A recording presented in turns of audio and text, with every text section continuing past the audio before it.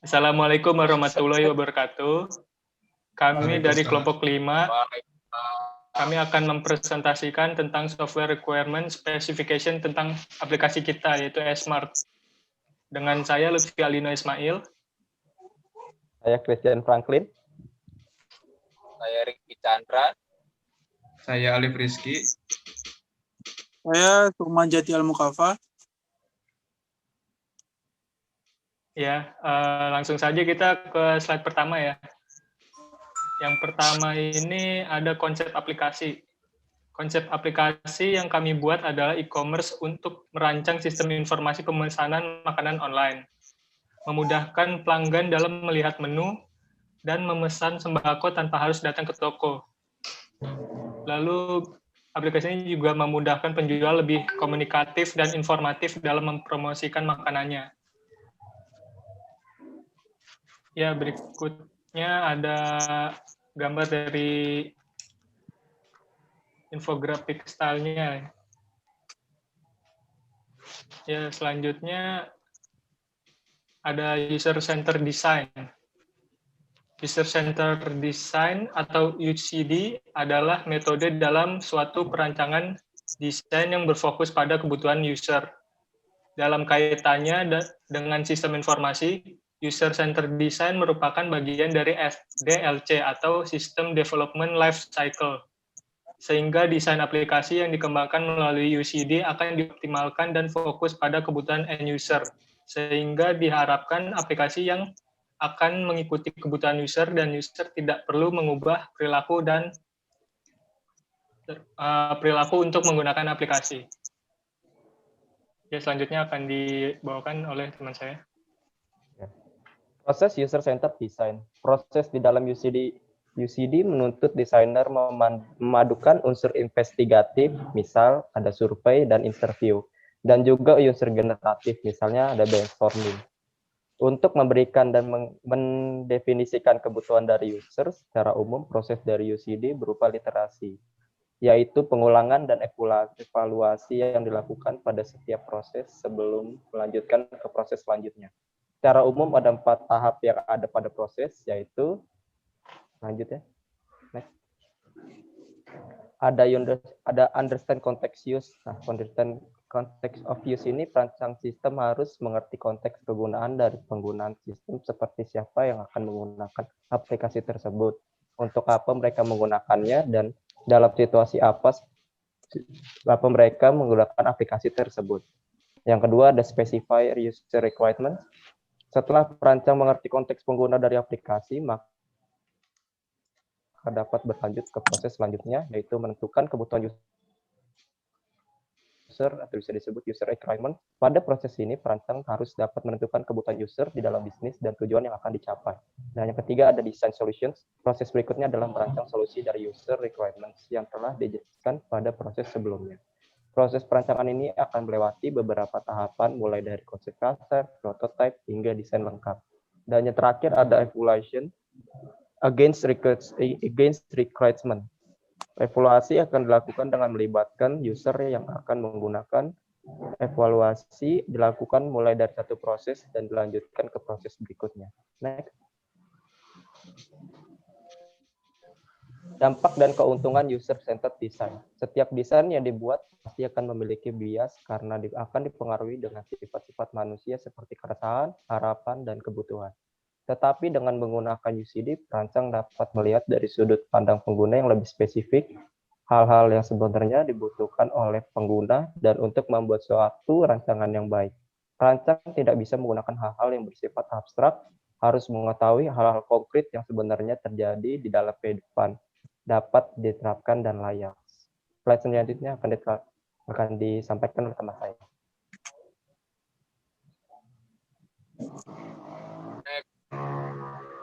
Oke, di sini saya akan menjelaskan arsitektur aplikasi mobile. Arsitektur aplikasi adalah sekumpulan teknologi dan model untuk pengembangan program mobile yang sepenuhnya terstruktur berdasarkan standar khusus industri dan vendor. Saat mengembangkan arsitektur aplikasi, perlu mempertimbangkan program yang bekerja pada perangkat nirkabel seperti ponsel cerdas dan tablet. Next.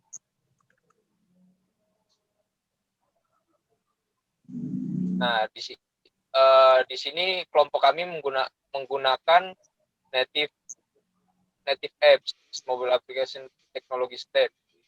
Nah, kalau native apps ini, aplikasi native adalah aplikasi yang dibangun dengan bahasa pemrograman yang spesifik untuk platform tertentu. Contoh populernya yakni penggunaan bahasa pemrograman Objective-C atau Swift untuk platform iOS Apple. Adapun platformnya Android yang menggunakan bahasa pemrograman Java. Next. Nah, komponen utama arsitektur aplikasi mobile itu ada lapisan data atau data layer. Lapisan ini adalah tentang keamanan pemeliharaan data, termaksud akses, utilitas, dan alat layanan service tools.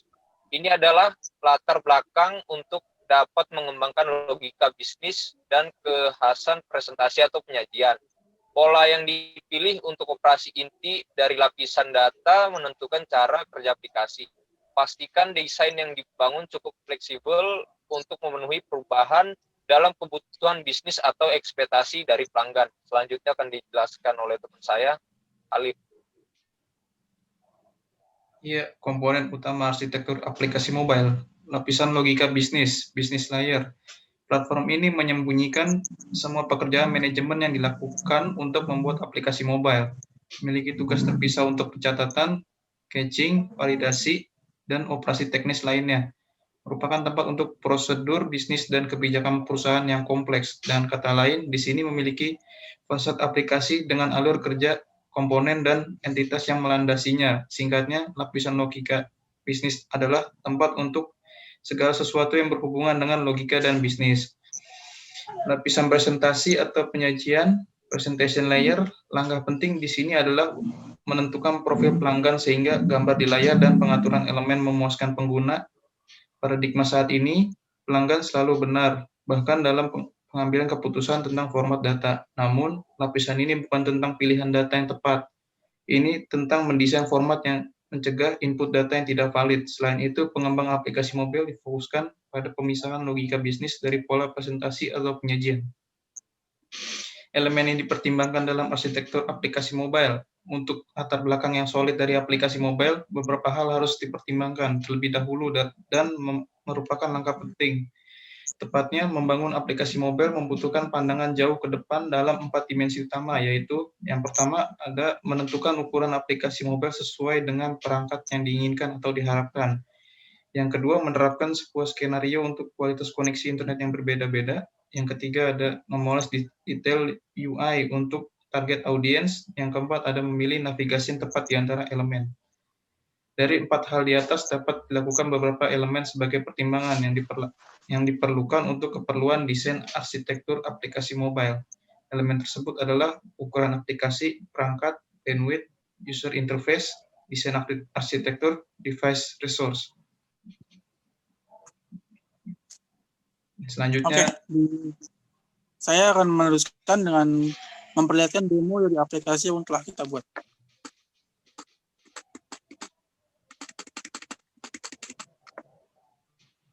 Nah, untuk tampilan depannya kan seperti ini. Pilihannya ada, kita bisa langsung masuk kalau sudah mempunyai akun, atau kita bisa daftar. Contoh, kita ingin daftar dulu. Kita klik di bagian daftar. Nah, itu tinggal di sini, nama, email, password, dan konfirmasi password. Setelah itu, daftar aja. Kalau daftar udah masuk. Ini tampilan home-nya dari aplikasi kita, karena kita seperti e-commerce untuk membantu masyarakat berbelanja dengan aman di kala pandemi seperti ini. Ini ada beberapa kategori. Ini adalah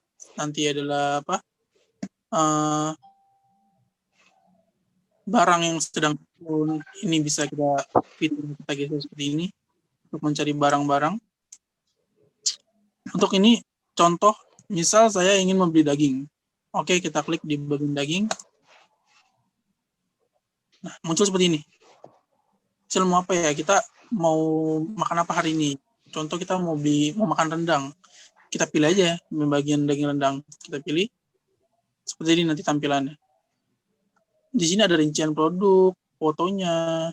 Nah, di sini juga ada keterangan, dan ini ada dari komentar-komentar yang setelah membeli. Nanti seperti ini tampilan. Oke, kita beli aja langsung ya. Nah, setelah dibeli, muncul seperti ini. Ini adalah tampilan keranjang belanjanya. Tadi kita udah beli daging sapi kan. Sebelumnya, anggap saja kita setelah membeli 1 buah minyak juga untuk masak. Lalu di sini bisa ada kupon. Jika kita memiliki kupon, kita bisa pakai untuk dapatkan ekstra diskon. Ini ada tampilan harganya. Kita beli berapa barang? Kita minyak bimoli beli 4 dan daging 1. Jadi ada 5 barang. Ini total harganya semua ditambah biaya pengiriman. Muncullah total harga akhir, lalu kita akan membayar. Seperti ini. Untuk dikirim kemana setelah lanjut beli tadi, pilih alamat yang kita pakai. Ini alamatnya kita di Jalan Cakung Timur ya. Kita lanjut. Kita pilih metode pembayaran menggunakan apa. Di sini kita coba pakai kartu kredit atau debit. Seperti ini, muncullah informasi kartu kita. Seperti ini. Lalu kita tinggal bayar. Berhasil. Setelah berhasil, kita bisa kembali ke Belanda. Untuk melihat fitur lainnya, ini kita pertama lihat fitur keranjang yang tadi. Seperti ini. Kita klik bagian keranjang sini, akan muncul seperti ini. Nah, ini keranjang yang tadi kita sebelum beli ya. Apalagi fiturnya, kita juga ada fitur profil, kita klik di bawah seperti ini. Muncullah profil kita. Gimana nih, misalnya kita namanya mau ganti, bisa kita klik aja di namanya, klik. Nah, muncul, kita mau isi apa, nama depannya apa, nama belakangnya. Kalau sudah ya kita simpan. Apalagi nih, jenis kelamin, juga bisa kita ubah. Kita klik jenis kelamin, klik sini, pilihan pria, perempuan. Kalau sudah kita simpan juga. Tanggal lahir juga ada. Dan juga email ini penting ya. Nanti setelah kalau kita mau mengubah email, tulis email kita tap ubah email, nanti akan dapat verifikasi dari kita. Nomor telepon juga nggak kalah penting karena biar pengirimannya tuh nggak salah. Bisa juga ganti password. Ada juga di pilihan akun. Kita melihat nih tadi kita beli kan pesanan kita tuh apa kedatangan ke depan, bisa dilihat di fitur pesanan. Nah, ini adalah nomor pesanan kita. Tadi benar kan kita beli 5 barang, harga totalnya sudah sama ongkir jadi 301. Nah, dibeli tadi 1 Desember 2020. Kali cek alamat nih. Jangan lupa kita masukin alamatnya yang benar ya. Biar pas kita udah beli, kita udah bayar, jangan sampai nanti barang yang kita beli itu salah, malah datang ke rumah orang. Nah, itu jangan. Juga bisa nih, misalnya kita punya 2 rumah gitu, kita punya toko, bisa kita tambahkan juga di alamat nih. Tambahkan, nah pilih negaranya, nanti nama depannya siapa, alamat jalannya siapa, kotanya apa, wilayah, provinsi, kode pos, nomor telepon. Nah, kalau sudah kita masukin semua, pastiin benar, kita tambah alamat. Nah, misalnya kita punya 2 kartu untuk membayar, kita pilih aja di bagian pembayaran. Nah, nanti dipilih nih, kita bisa pembayaran bisa pakai PayPal juga atau transfer, atau kalau punya kartu kredit atau debit kita bisa tambahin lagi. Misalnya kita sudah punya 1, kita mau nambahin lagi nih kartu kredit kita klik tambah kartu. Nah, masukin ini nomor kartu, expiration date-nya, security code, sama pemegang kartu namanya siapa. Seperti ini misal, nomor kartunya 1, expiration date-nya tanggal sekian, security-nya segini, pemiliknya siapa, namanya Lailafa Febriana. Kalau udah benar, kita simpan. Nah, nanti muncul seperti ini. Oke, itu aja sih yang bisa saya sampaikan dari demo aplikasi kita. Memang belum sempurna, tapi ini udah kita kerjain semaksimal mungkin dan fitur-fitur yang belum lengkap bakal kita tambahin juga. Ya, sekian dari saya demo aplikasi ini. Kembali ke rekan saya.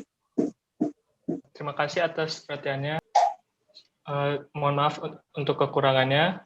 Kami dari kelompok 5 pamit. Assalamualaikum warahmatullahi wabarakatuh.